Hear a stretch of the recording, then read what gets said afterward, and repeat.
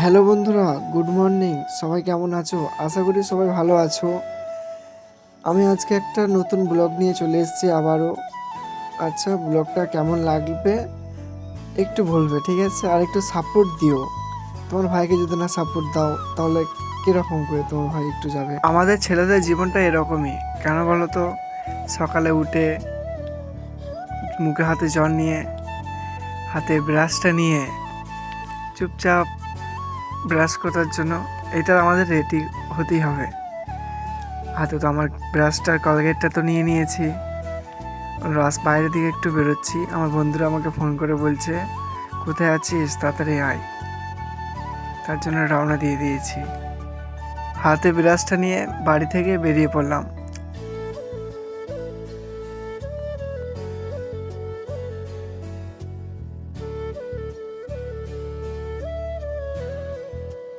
আমার বন্ধুরা বলছিল ঠিক আছে এখানে বস, কিন্তু আমি বললাম যে আমার ব্রাশটাই তো জল ফল কিছু নাই, আমি জলটা নিয়ে আসছি।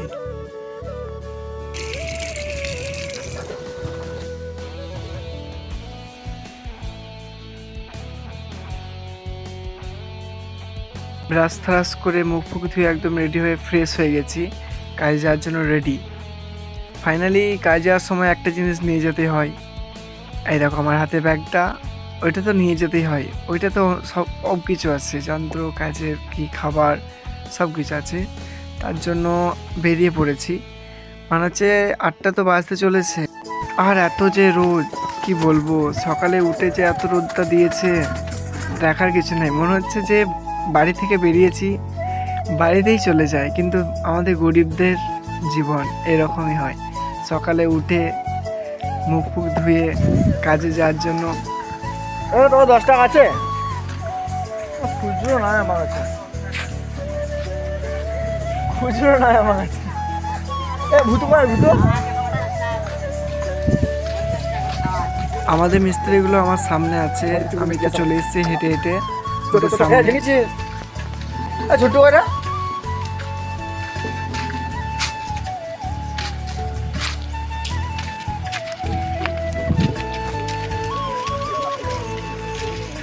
8টা বাজে না। কাজে তো বেরিয়ে গেছি। আজকের মেঘের ওয়েদারটা দেখে আমার মনে হচ্ছিল যে আজকে কাজ হবে না।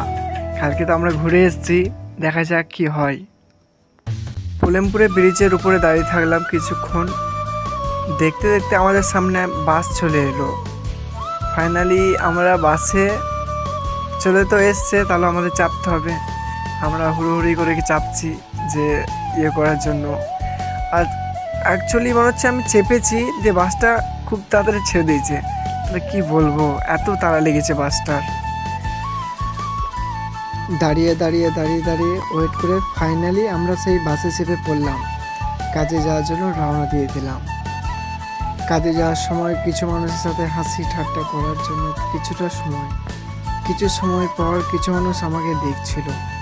কিন্তু কি করবো বলো, ভিডিও তো তোমাদের জন্য করতে হবে।